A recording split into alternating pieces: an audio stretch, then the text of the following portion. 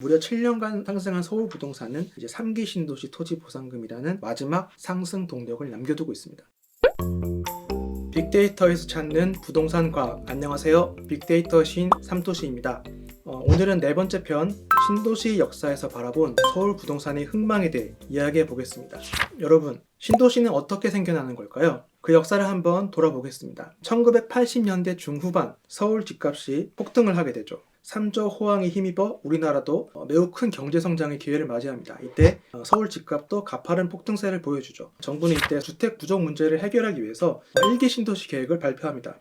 그래서 우리나라 최초의 대규모 신도시라고 할 수 있는 1기 신도시로 분당, 일산, 산본, 중동, 평촌에 무려 29만 2천 호가 건립이 됩니다. 2기 신도시도 비슷한 양상을 보였는데요. IMF를 거치고 1999년부터 서울 집값은 다시 폭등, 우상향을 시작하게 됩니다. 그때 정부는 2001년 판교신도시 지구 지정, 2004년 광교신도시 지구 지정, 2006년 위례신도시 지구 지정 등 2기 신도시 대규모 건설을 통해 서울 집값을 잡기에 나섰습니다. 여기에 발견할 수 있는 공통점이 하나 있죠. 1기 신도시, 2기 신도시 다 서울 집값이 폭등 내지는 장기간 상승하는 상황에서 서울 집값을 끌어내리려는 잡으려는 목적으로 계획이 수립되었다는 점인데 실제 입주까지 상당 기간이 걸렸습니다. 그래서 당장 서울 집값을 잡는 데는 한계가 있었다는 점, 그리고 폭등 지속으로 인해서 장기 상승의 피로감이 이렇게 누적되던 시점에 그때서야 입주가 시작됨으로써 하방 압력이 극대화되어 서울 집값에 그제서야 장기간의 조정장을 초래했다는 점입니다. 신도시 이야기를 꺼내는 이유가 서울 부동산의 역사를 언급할 때 그만큼 신도시가 서울 부동산에 미친 영향이 매우 컸기 때문입니다. 여기서 그래프 하나 보시겠습니다.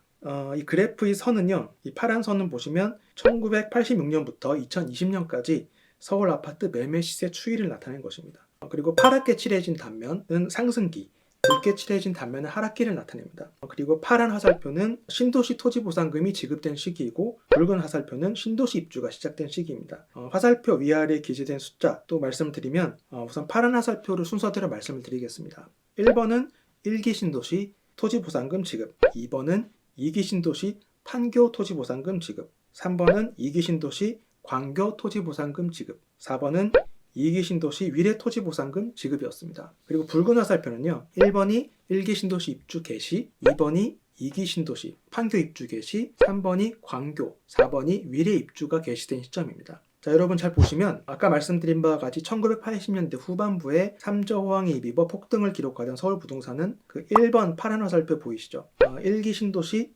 토지보상금이 이때 유입이 되기 시작합니다. 그래서 더 서울 부동산의 상승폭을 키우는 모습을 보실 수 있습니다. 이렇게 한껏 이렇게 부풀어 오른 버블이 꺼지기 시작한 시점, 바로 1번 붉은 화살표 1기 신도시 입주 개시와 함께 굉장히 긴 기간 동안 서울 부동산을 중장기 조정장에 빠지게 합니다.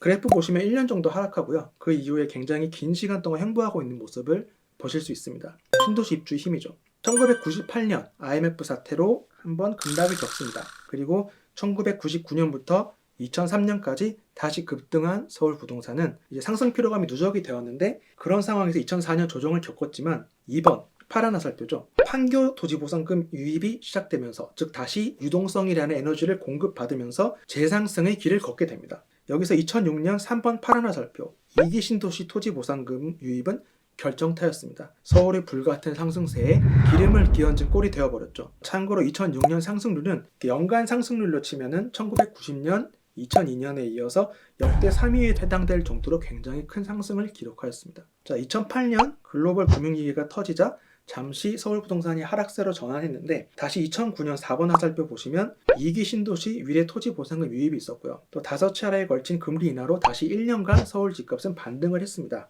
토지 보상금이 서울 부동산에 끊임없이 상승 동력을 제공해온 모습을 확인하실 수 있습니다. 그러나 무려 10년간 상승한 서울 부동산은 매매가와 전세가의 괴리가 역대 최대로 벌어지면서 2009년 1월에는 전세가율이 38%까지 떨어졌습니다. 즉 버블이 크기가 감당할 수 없는 수준으로 버프가 올랐습니다. 그런 상황에서 2009년 2번 붉은 화살표 2기 신도시 판교 입주 개시는 안 그래도 버블이 극대화된 서울 부동산의 하락의 그림자를 드리우게 됩니다. 그리고 2011년 3번 붉은 화살표 2기 신도시 광교 입주 개시는 서울의 하락세에 박차를 가하게 됩니다.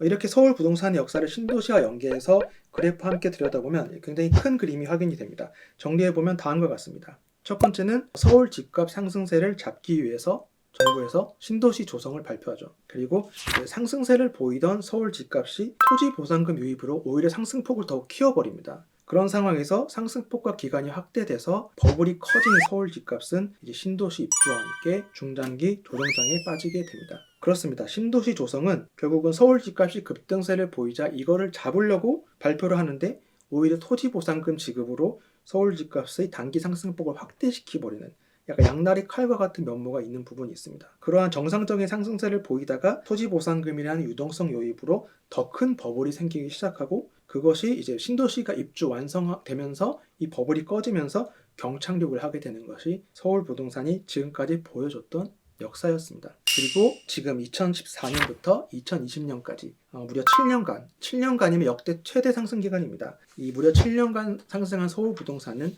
3기 신도시 토지 보상금이라는 마지막 상승 동력을 남겨두고 있습니다. 사실 막대한 토지 보상금이 반드시 서울 부동산을 상승의 길로 인도한 건 아닙니다. 토지 보상금은 노무현 정부 때 103조 원이 풀렸고요. 이명박 정부 때 117조 원이 풀렸습니다만 아시다시피 이명박 정부 때 서울 부동산은 중장기 하락했던 사례가 있습니다. 그런데 좀 더 자세히 이면을 들여다볼 필요가 있는데요.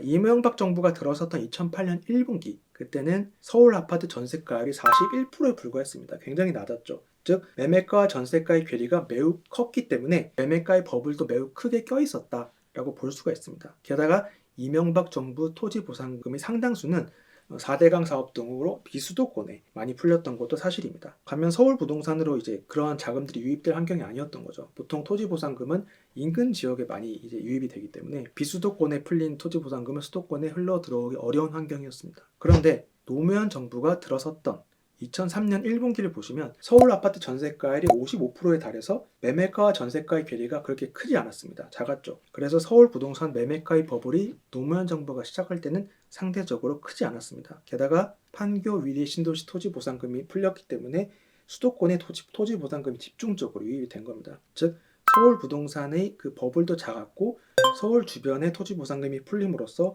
서울로 토지 보상금이 유입될 환경이 조성되어 있었다고 볼 수 있습니다. 그리고 지금을 비교해보면 2020년 9월 서울 아파트 전세가율은 54%입니다. 이명박 정부 시작할 때가 38%였고 노무현 정부 시작할 때가 55%인데 현재의 전세가율은 54%, 노무현 정부 때 훨씬 가까운 전세가율이고요. 그리고 3기 신도시 조성으로 수도권에 집중적으로 풀릴 3기 신도시 토지 보상금이 있기 때문에 서울에 이러한 유동성이 유입될 가능성이 대단히 높다라는 이야기가 되겠습니다. 자, 3기 신도시 토지 보상금 올해 말부터 2020년 말부터 풀릴 것으로 예상되는데요. 2021년 서울 부동산에 어떤 영향을 미칠지 한번 지켜보시면 되겠습니다. 단 3기 신도시 토지 보상금으로 더 커질 버블은 3기 신도시 입주, GTX 신안산선 개통으로 맞물리는 시점에서는 이제 서울 부동산의 경착륙을 예고를 하고 있고요. 3기 신도시 영향을 과소평가하는 의견도 많지만 분명 과거 1기, 2기 신도시 입주 때 서울 부동산은 분명 강한 하방 압력을 맞이했습니다. 과거와 마찬가지로 3기 신도시도 토지 보상금의 지급 시기 그리고 3기 신도시 입주 시기를 눈여겨봐야 하는 이유가 되겠습니다. 이번 편도 괜찮으셨다면 좋아요, 구독 부탁드립니다. 감사합니다.